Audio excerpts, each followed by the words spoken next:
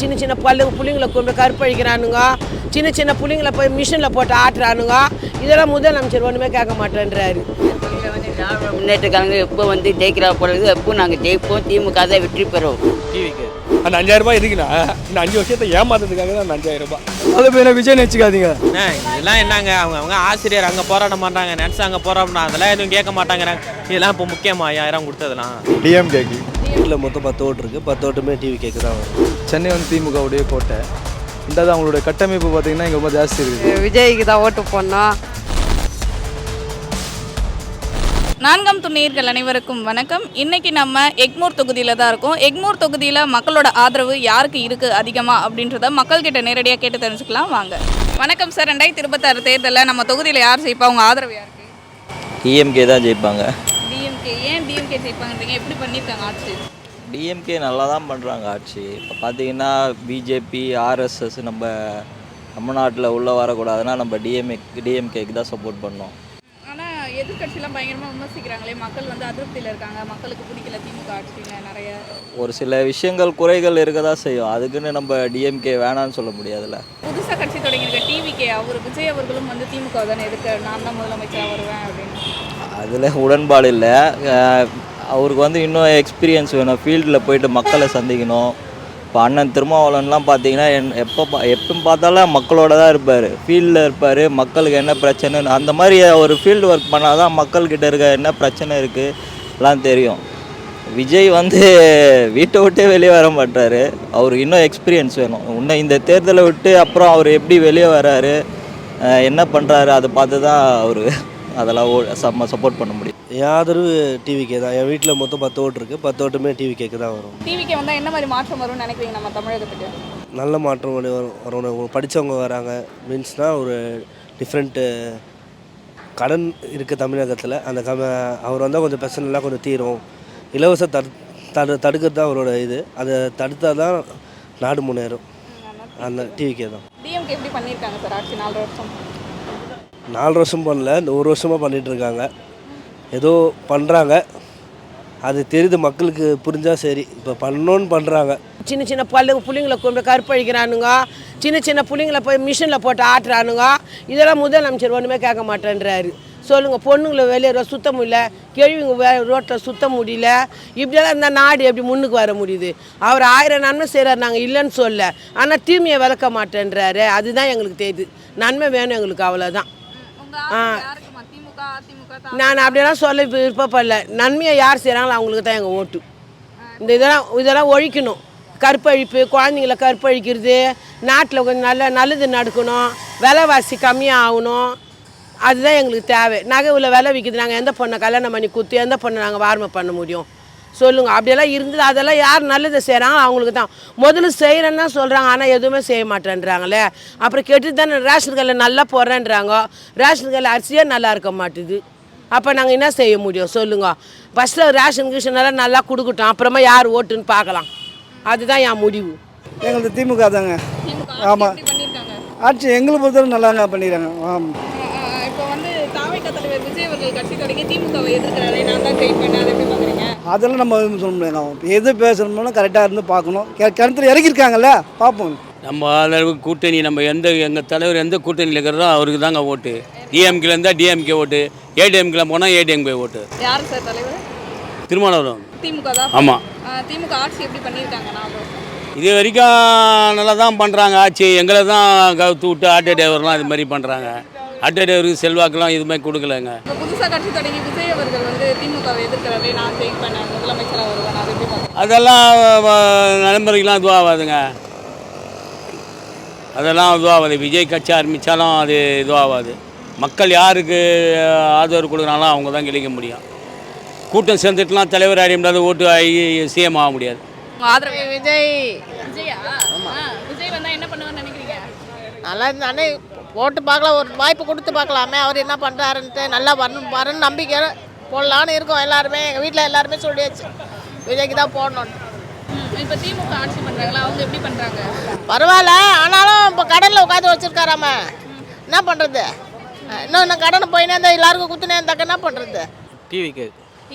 ஏன் டிவிக்கு வரணும், என்ன பண்ணுவாங்க? இதுக்கு முன்னாடி எல்லாமே இருந்தாங்க. இப்போ புதுசாக ஒரு ஆள் வந்தால் ஒரு நல்லா இருக்கும். திமுக எப்படி ஆட்சி பண்ணியிருக்காங்க சார் 4 வருஷம் மேல ஆகுது. திமுக ஆட்சி நல்லா தான் பண்ணாங்க. இருந்தாலும் சட்ட ஒழுங்கு அந்த ஒரு இது இல்லை. ஆனால் தாவேக தலைவர் விஜய் அவர்கள் வர முடியுமா? இந்த 2 வருஷம் தான் ஆகுது, அதுக்குள்ளே ஜெயிக்க முடியும்? ஜெயிக்க முடியாது. இருந்தாலும் ஒரு இது இன்ஃபார்ச்சுனேஷன் இருக்குது எல்லாருக்கும். மாற்றம் வரும்னு சொல்கிறீங்களே, என்ன மாதிரியான மாற்றம் நம்ம தமிழகத்துக்கு தேவைன்னு நினைக்கிறீங்க? இப்போ சட்ட ஒழுங்கு, இந்த போதைப்பொருள் அதுமாரி அதிகமாக இருக்குது. அது இல்லாமல் நல்ல ஒரு இதுவாக வரும். டிஎம்கேக்கு டிஎம்கே எப்படி பண்ணியிருக்காங்க ஆட்சி? நல்லா பண்ணியிருக்காங்க மேடம். டிஎம்கே டிஎம்கே ஆட்சி எப்படி பண்ணியிருக்காங்க? நல்லா பண்ணுறாங்க. டிவிகே வந்தால் என்னெல்லாம் பண்ணுவாங்கன்னு நினைக்கிறீங்க தமிழ்நாட்டுக்கு? எதுனா நியூவாக பண்ணுவாங்க.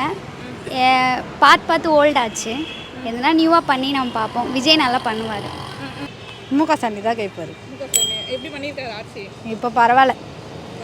ஆனால் விஜய் அவர்கள் இப்போ கட்சி தொடங்கி திமுகவை எதிர்க்கிறாரே, நான் வருவேன்னு. தெரியலையே யார் வருவாங்கன்னு எங்களுக்கு என்ன தெரியும்? வருவில் வந்தால் அது என்ன அடுத்த தலைமுறை வரணும்ல. புதுசாக யாருன்னா வந்தாங்கன்னா அவங்க என்ன பண்ணவங்களே பண்ணால் என்ன எப்படி? அதனால் புதுசாக யாருன்னா அவங்க என்ன செய்கிறாங்கன்னு பார்த்து அவங்களுக்கும் என்ன டிஃப்ரெண்ட்டுன்னு அதை பார்த்து தான் செய்யணும். நம்ம வட கொரியா தென் கொரியாவில் வந்தவங்களே சாமி ஆக்கிறதுக்கு புதுசாக யாருன்னா உருவாக்கணும். அப்படி இல்லை, இளைஞர்களுக்கு வழி விடணும். நாங்கள் எல்லாம் அவங்களே பண்ணிக்கிட்டு இருந்தால் அப்புறம் என்ன ஆகுது? அவங்களுக்கு அப்புறம் அவங்கன்னா அப்புறம் இருக்கிற தமிழ்நாட்டில் யாருமே இல்லையா இங்கே நம்ம வாழறதுக்கு? இதுங்களா நம்ம அவருன்னா அவர் காசு தரல, மக்களோட காசு தானே தர்றாரு. நாங்கள் ஓய்ச்சாதான் எங்களுக்கு சோறு. எனக்கு விஜய்க்கு தான் ஓட்டு போடணும். வீடு இல்லாத ரொம்ப கஷ்டப்படுறோம். மக்களுங்க ரொம்ப கஷ்டப்படுறாங்க. நம்ம இடத்துல ஒரு பீரியட்ஸ் டைம்லாம் வந்தால் ரொம்ப கஷ்டமாக இருக்குது. வீடு கொடுங்கன்னா ஓட்டு மட்டும் போடுறானுங்க, வீடு கொடுக்க மாட்டுறாங்க அப்படின்னு சொல்கிறாங்க. விஜய் வந்தால் கொஞ்சம் நல்லா சேஃப்டியாக இருக்கும். அவர் இருக்கிறதுனால ஓட்டுக்கு மட்டும் வராரு, மக்களுங்களுக்கு எதுவுமே செய்ய மாட்டுறாரு. ஜனங்க எவ்வளோ கஷ்டப்படுறாங்க. டிவிகே வந்தால் என்ன மாதிரி மாற்றம் கொண்டு வருவாங்கன்னு நினைக்கிறீங்க நம்ம தமிழகத்துக்கு? ஒயின் ஷாப் போனாலே போதும், வேறு எதுவும் வேணாம். இப்போ திமுக ஆட்சி எப்படி பண்ணியிருக்காங்க? அதை பற்றி எதுவும் பேச விரும்பல. எல்லாருக்குமே தெரியும் என்ன பண்ணுறாங்கன்ட்டு. அதனால தான் மாற்றணுன்றதுக்காக தான் எல்லாருமே மாற்றி ஓட்டு போடுவாங்கன்னு நினைக்கிறேன் நான். விஜய் வந்தால் என்ன மாதிரியான மாற்றம் நம்ம அவர் அரசியலும் மாறும். அவர் பிள்ளைங்களுக்கு நிலத்திட்டம் செய்வார். எங்களுக்கு நம்பிக்கை இருக்குது. இப்போ திமுக ஆட்சி எப்படி பண்ணியிருக்காங்க? அவர் கொள்ளை அடிக்கிறாரு, அது உண்மை. திமுக கொள்ளை அடிக்கிறாரு. அதை 5000 ரூபா கொடுத்து ஏமாற்றிட்டு இருக்காரு. டிஎம்கே தான் வராமல் நல்லா பண்ணியிருக்காரு. டிஎம்கே நல்லா. டிஎம்கே எப்படி பண்ணியிருக்காங்க? சூப்பராக பண்ணுறாங்களே. ஃபாரினில் இருக்கிற மாதிரி ஃபீல் ஆகுதுங்க. சென்னை செம்மையாக பண்ணுறாங்க. குறையே இல்லையே, யாருக்குமே எந்த குறையும் இல்லையே. சீரியஸாக யாருக்குமே எந்த குறையும் இல்லை. நான் இதுக்கு முன்னே ஏடிஎம்க்கு தான் போட்டிருந்தேன். ஆனால் இப்போ டிஎம்க்கு தான் போடணுன்னு நான் முடிவு பண்ணியிருக்கேன். அதிருப்திலாம் சும்மா யாருக்கு அதிருப்தி? யார் யூஸ் இல்லை, எல்லாருக்கும் யூஸாக இருக்குது. இப்போ இவர் வீட்டுக்கு 4 பேர் இருந்தால் 5000 வாங்கியிருப்பாங்க. மாதம் 1000 வாங்கலாம் வருது. ஆக்சுவலாக நான் எதுவுமே அது மாதிரி பெனிஃபிட் இல்லை எனக்கு.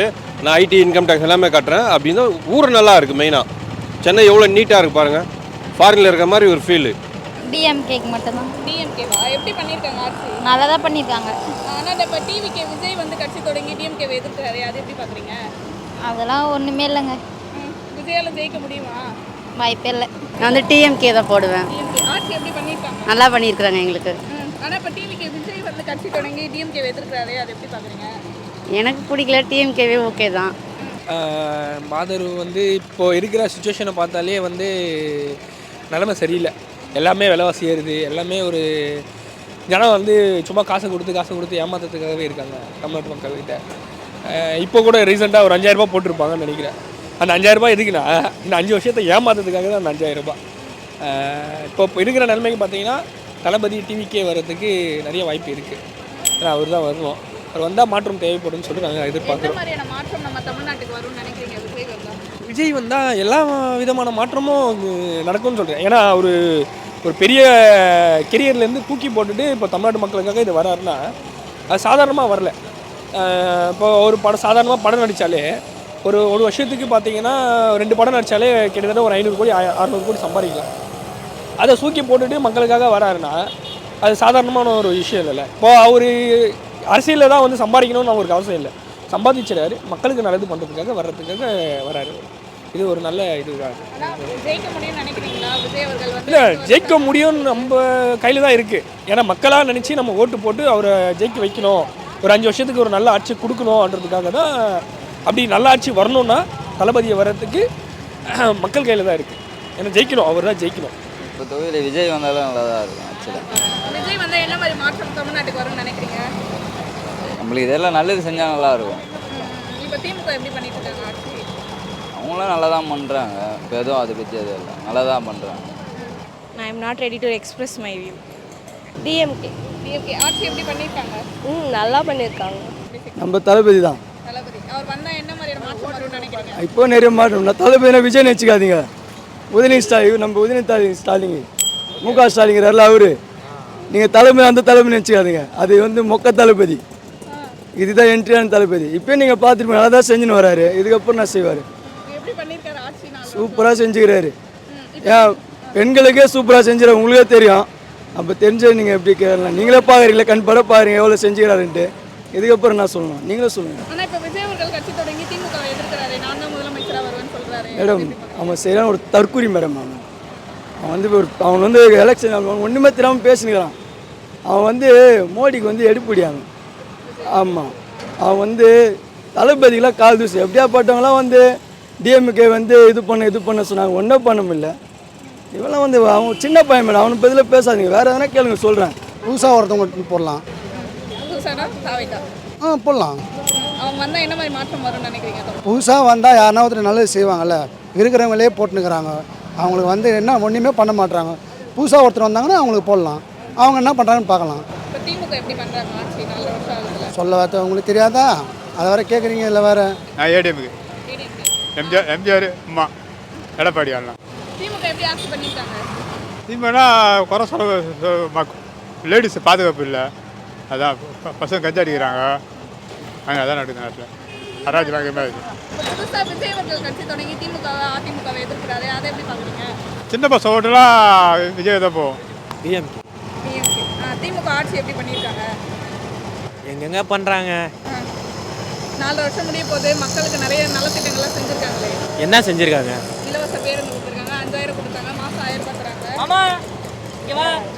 அண்ணா இதெல்லாம் என்னங்க, அவங்க ஆசிரியர் அங்கே போராட்டம் பண்ணுறாங்க, நர்ஸ் அங்கே போராட்டம், அதெல்லாம் எதுவும் கேட்க மாட்டாங்கிறாங்க. இதெல்லாம் இப்போ முக்கியமா 5000 கொடுத்ததுலாம்? ஏன் போன வருஷம் கொடுக்குறது, போன வருஷம் வரலையா கோடை காலம்? இதெல்லாம் என்னங்க இது?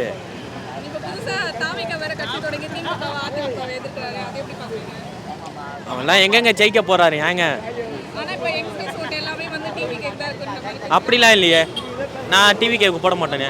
இந்த தொகுதியில் வந்து திராவிட முன்னேற்ற கழகம் எப்போ வந்து ஜெயிக்கிறா போகிறது, எப்போ நாங்கள் ஜெயிப்போம், திமுக தான் வெற்றி பெறும், இது உறுதி. ஆட்சி நன்றாக பண்ணியிருக்குது. இந்த இது வரைக்கும் எந்த ஒரு குறைபாடுகளில் எல்லா குறைகளும் நிறைவேற்றப்படுகிறது. அவங்க சொல்லியிருந்தா இருப்பாங்க, எவ்வளோ குத்தாலும் பத்தாது. அந்த குறைகள் இருந்தாலும் அதை நிவர்த்தி பண்ண வந்து நாங்கள் திமுக எப்போ விட்டு தனியாக இருக்கோம். இப்போ தாவேகா தலைவர் விஜய் அவர்கள் கட்சி தொடங்கி திமுகவை எதிர்க்கிறாரு, அதை எப்படி பார்க்குறீங்க? அவர் தான் முதலமைச்சராக வருவான்றாரு. அவர் எந்த காலத்தில் வரவும் முடியாது, எந்த ஜென்மத்துக்கு வர முடியாது, எந்த காலத்தில் வர முடியாது. அவங்க அப்பனே திமுக இந்த காலத்தில் கூட அவங்க வந்து அவங்க அப்பாவை வர முடியல, பிள்ளை எப்படி வர முடியும்? வரவே முடியாது. இந்த கட்சிக்கு எந்த வித பணிகளை செய்வதில்லை, எந்த வித வேலைகளை செய்வதில்லை, மக்களை ஏமாற்றி திரிந்து கொண்டு இருக்கிறார். யார் ஜெயிப்பான்னு சொல்கிறேன், திமுக தான் ஜெயிக்கும். ஏன் திமுக ஜெயிக்கும் அப்படின்னா, திமுக வந்து பார்த்திங்கன்னா சென்னை வந்து திமுகவுடைய கோட்டை. ரெண்டாவது அவங்களுடைய கட்டமைப்பு பார்த்திங்கன்னா இங்கே ரொம்ப ஜாஸ்தி இருக்குது. ரெண்டாவது நிறைய திட்டங்கள் செய்திருக்காரு. பார்த்திங்க அப்படின்னா பஸ் அந்த விடுதலை பயணமாக இருக்கட்டும், இல்லை வந்து இந்த இப்போது ரீசெண்டாக மகளிர்களுக்கு வந்து 1000 ரூபாய் கொடுக்குறதா இருக்கட்டும், இப்போ 2000 ரூபாய் ஏற்றி கொடுக்க போகிறேன்னு சொல்லியிருக்காரு. இந்த புதுமை பெண் திட்டமாக இருக்கட்டும், அப்புறம் இந்த காலேஜ் படிக்கிற ஸ்டூடெண்ட்ஸுக்கு, அப்புறம் விதவைங்களுக்கு, அதுக்கப்புறம் வந்து பார்த்தீங்கன்னா இந்த நிறைய பட்டாங்கள் கொடுத்துருக்குறாங்க. அதேமாதிரி இன்னும் பேசிக்காக ஏன் சென்னை ஜெயிக்கும் அப்படின்னு சொல்கிறேன்னா, முன்னாடி சென்னையில் பார்த்தீங்கன்னா குறிப்பாக வட சென்னையில் எக்மோர் தொகுதி வந்து பார்த்திங்கன்னா வட சென்னையில் தான் வருது. ஆக்சுவலாக முன்னாடி தண்ணி பார்த்திங்கன்னா அவ்வளோ இருக்கும். மழை வெள்ளத்தில் பார்த்திங்க அப்படின்னா போகவே முடியாது. ட்ரைனேஜ் எல்லாமே டோட்டலாக கம்ப்ளீட்டாக இருக்கும். பட் ஆனால் இப்போ பார்த்திங்கன்னா ஒரு மழை பெஞ்சு ஒரு 1/2 hour கூட தண்ணி இல்லை. கம்ப்ளீட்டாக அவங்க ஃபுல்லாக இங்கேருந்து நீங்கள் வட சென்னை எங்கே பார்த்தாலும் தண்ணி எங்கேயுமே கிடையாது. ரெண்டாவது க்ளீனிங் ஆக்டிவிட்டியாக இருக்கட்டும், ரெண்டாவது பண்ணுறது எல்லாமே சரியாக அவங்க எல்லாமே கிளியராக பண்ணுறாங்க. இன்னொரு விஷயம் சொல்லணும் அப்படின்னா, இது வந்து சென்னையில் பொறுத்த வரைக்கும் பார்த்திங்கன்னா, அதுவும் குறிப்பாக இந்த வட சென்னையிலலாம் பார்த்திங்கன்னா எல்லா மக்களும் வாழ்வாங்க. எல்லா தரப்பு மற்ற மக்களும் வாழ்வாங்க, எல்லா மதத்தினரும் வாழ்வாங்க. இங்கே எந்த பிரச்சனையும் கிடையாது. இங்கே கிறிஸ்டின்ஸ் இருக்காங்க, முஸ்லீம்ஸ் இருக்காங்க, இந்துஸ் இருக்காங்க, ஜெயின்ஸ் இருக்காங்க. ஸோ எல்லாருமே சகோதரத்துவமாக இருக்கும். சென்னை வந்து பார்த்திங்கன்னா ஒரு பீஸ்ஃபுல்லான ஒரு சிட்டி தான் ஆக்சுவலாக. ஆமாம், திமுகவில் தான் உண்மையாகவே. ஏன்னா திமுக தான் பார்த்திங்கன்னா மதசார்பற்ற ஒரு கட்சி. அவங்க பார்த்திங்கன்னா இந்த கட்சிக்கு அந்த மதத்துக்குலாம் சப்போர்ட் பண்ண, எல்லா மதத்தையும் ஒரே மாதிரி தான் பார்ப்பாங்க. எனக்கு தெரிஞ்சு 100% சென்னை எக்மோர் தொகுதி மட்டும் இல்லை, சென்னையில் இருக்கக்கூடிய 16 தொகுதியிலும் திமுக தான் ஜெயிக்கும். இப்போ புதுசாக கட்சி தொடங்கின தாவைக்கா தலைவர் விஜய் அவர்களும் வந்து திமுகவை எதிர்க்கிறாரு. திமுக வந்து நான் முதலமைச்சராக வருவேன், மாற்றம் கொண்டு வருவேன் தமிழகத்துக்கு. மாற்றத்துக்கு எதிர்க்கிறார், நல்ல விஷயந்தான். ஆனால் வந்து உடனே மாற்றம்லாம் வந்துடுறாரு. இப்போ வரைக்கும் அவர் மக்கள் நம்ம பார்க்குறாங்க. ஓப்பனாக பார்த்திங்க அப்படின்னா அவர் ஒரு திரை பிரபலமாக பார்க்குறாங்க. அது திரையில் பார்த்திங்கன்னா சண்டை போடுவார், திரையில் வசனம்லாம் பேசுவார். அதெல்லாம் நான் ஒத்துக்கிறேன், இல்லைன்னு சொல்ல. Is a good actor. South இந்தியாவில் பார்த்தீங்கன்னா ஒரு பெஸ்ட் ஆக்டர்னு சொல்லலாம். ஆனாலும் கூட அரசியல் என்பது வந்து பார்த்திங்க அப்படின்னா அப்படியும் வெறும் வந்து பார்த்திங்கன்னா நான் நடிகர்னால வந்து ஜெயிக்கணும் அப்படிலாம் கிடையாது. மக்களுக்கு இறங்கி போராடணும், மக்களுக்காக பேசணும். அதெல்லாம் இன்னும் அவர் எதுவுமே ஸ்டார்ட் பண்ணல. ஸோ அதனால் மேபி ஃப்யூச்சரில் அவர் பேசினார்னா அவர் எதிர்க்கிறதுக்கு வாய்ப்பு இருக்குது. பட் இப்போ வரைக்கும் வாய்ப்பு ரொம்ப கம்மி.